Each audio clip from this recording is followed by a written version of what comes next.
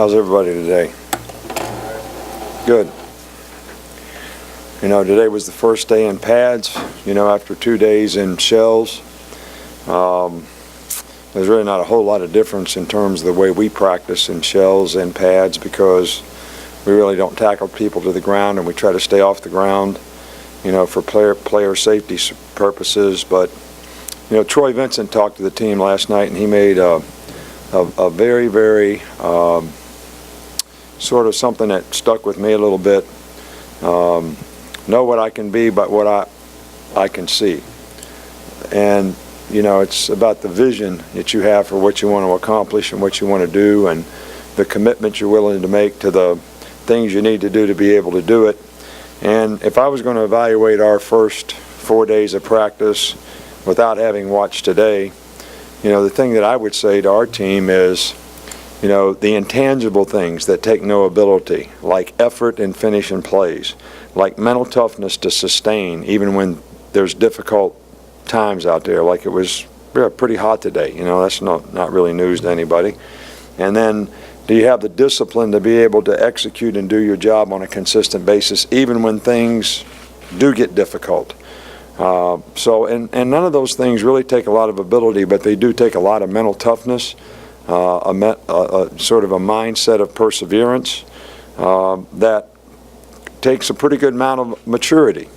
And you know, that's something that I would like to see more players on our team. The older players on our team seem to do that very well. Some of the younger players need to continue to learn how to do that.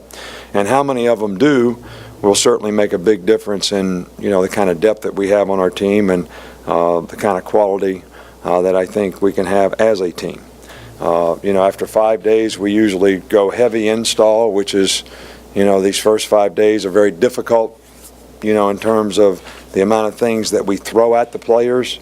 And tomorrow, you know, we go back and start all over a little bit and really give a player a chance to learn it all from the beginning again, do less, emphasize fundamentals, and those types of things a little bit more, because we'll have pads on and some of the things, and whether it's block protection or how to block, or, you know, regardless of your position, whether it's wide receiver or center, there's fundamental ways that we need to improve, you know, the things that we do. And we kind of go back and lighten up on the installation and sort of heavy up on the fundamentals of, you know, how we do what we do. Players got to know what to do, but they also got to know how to do it. And hopefully at some point in time they know why it's important to do it that way. So that's pretty much the emphasis. I don't think that there's any injuries or anything that I can comment on right now. We got guys that are nicked up a little bit, but, you know, nothing that I can report that's serious at this point in time. Justin Fowler is one of about 15 players that you have that have already graduated. I'm just wondering, what type of transformation have you seen from him as a player, but more so as a person and as a student, from the young man that you met in Pritchard until now? Right. I think that, you know, when I see guys like Justin Fowler, right, who have matured and progressed here from, you know, sort of being a young guy coming in that had a lot of ability, but now has matured into a fine young man who has graduated, has goals and aspirations for himself, does things the right way, affects other people in the right way. You know, that's what makes me believe the process works. You know, when you have guys that haven't been in the program that make some mistakes, do the wrong things, you get frustrated. Right, but when you see the guys that have been here and gone through it, and you see how they've matured through the years and what they've become, it really makes me feel like, hey, the process works. I mean, what we try to do here for our players in their personal development, the academic support, how we develop them as players. I mean, when you look at a guy like Justin Fowler, that's what makes me say it works. You know, I mean, he's really done well, and you got to keep fighting the fight with the young ones so that they sort of develop the same way. And he's a great example of what we'd love for a lot of our players to develop into. Got two for you today. First, I wanted to ask you about Nick Perry and his development since the injury last year and his potential impact on your secondary? Well, Nick's a guy that certainly has a lot of experience. He's played, in spots, but he's always been in a two deep, and he's got lots of reps and lots of turns. He's got a really good understanding of, our defense, and he has no physical side effects at all from the injury. He's recovered very well from that, and he's playing very well so far in this fall camp. And I think anytime you got guys that have the kind of knowledge and experience that he has, it's certainly something that can be beneficial to you, because I think he can play a lot of positions, he can play a lot of spots, and he's always going to show up in the right place. So he's a very, very dependable guy for us. Okay. And the other thing I've got, Coach Kiffin, we asked him about Amari Cooper, TJ Yeldon on Sunday, and he talked more about how hard they work than how good they are. I was wondering, from your point of view, what's the correlation when your most productive players also are some of your hardest workers? Well, I think that I've been very fortunate through the years that, when the best players are the hardest workers and sort of play with the best intangibles, competitive character, whatever you want to call it, that's really what you dream about as a coach. The most frustrating thing that you have as a coach is when you have a guy that has ability, has talent, and he doesn't have those intangible things, the inner drive to sort of develop and do what he's capable of doing. Well, in both these guys' cases, they obviously have talent, but they also have the right stuff when it comes to the kind of competitive character they have and the kind of people they are, to go out there every day and work to improve and try to get better. And they aspire all the time, never arrived, never think I'm good enough, I don't have to do this anymore. And I think that kind of example, sets really well with other players on your team and can change the culture, of your team because of that. And those two guys are certainly guys that do that. But we have a lot of guys on offense, that do that. We probably have less experienced guys on defense. I mean, Landon Collins is that way, but we don't have a lot of guys on defense that have that kind of knowledge and experience right now. So we have a few, so it's going to be important to see how they mature. Coach, I also have to first about a younger player, and everybody's asked about Jacob and Blake, but how has Cooper Bateman progressed spring and fall, and what's his development as a guy who's redshirt freshman? Right. Well, Cooper's gotten a lot better, since he's been here, and I think he's very athletic. I think the thing that we'd like to see him do is just be a little bit more consistent. He certainly shows at various times that he has the ability to make the plays that we need him to make, but it would be the consistency that I think would really take him a long way to being able to reach his full potential. Probably a lot of that is confidence. Some of it's probably technique. And those are the kind of things that we work on every day. But he has made dramatic improvement. I mean, but really, all the quarterbacks in this camp so far have really done well. I think that I think our offense has done, pretty well because of that. We make a lot of explosive plays, and we're doing a good job of getting the ball in the guys that can make those plays' hands. And the quarterbacks have done a pretty good job of distributing the ball to those guys. So I've been pretty pleased with how we've developed on offense. Most of the time defense is a little bit ahead, but it really does seem like our offense is showing a little more maturity and early signs of when the quarterbacks do well, we could be pretty good.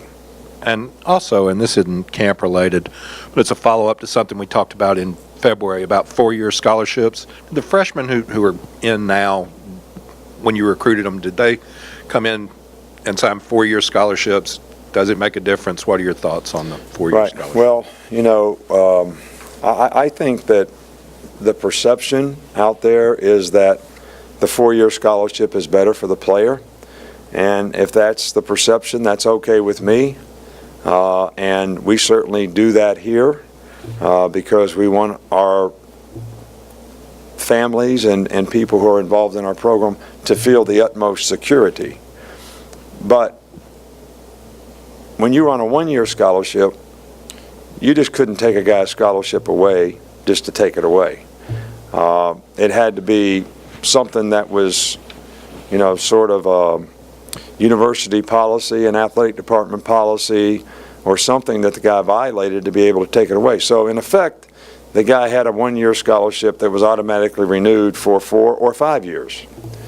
And now, even though a guy has a 4-year scholarship, he still could have his scholarship taken away for the same violation of the same kind of rules.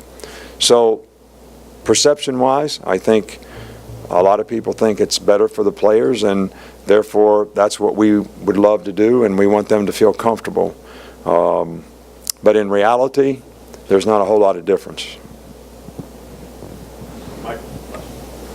There's still a responsibility that a player has to do what's right, you know, in terms of his part of the bargain, in terms of how he represents himself, his family, the university, the kind of student he is. It has nothing to do with athletic ability. That's true. And that's true in every sport.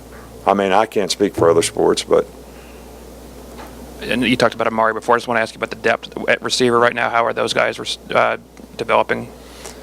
you know what? I think that, you know, Chris Black and our younger players are doing well.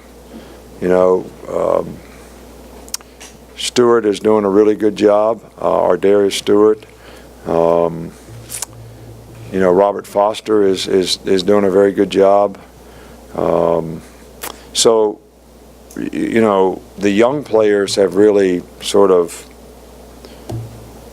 improved dramatically, and I feel they feel comfortable and confident. But I think there's 3 guys that are setting a really good example, you know, for them. You know, D. White is same kind of guy, you know, hard-working guy, great special teams player, you know, best gunner on the team, him and Landon Collins, be the best guy on the kickoff, be the best guy on the punt return. I mean, wherever you put him, that's how he plays, that's what he does, that's how he plays receiver all the time. You know, Christian Jones is the same kind of guy. Amari Cooper is the same kind of guy. So, you know, the culture of that group has been really good in terms of, you know, their work ethic and the chemistry they have, and the example the older guys set for the younger guys. And I really think that it's helped the younger guys improve dramatically.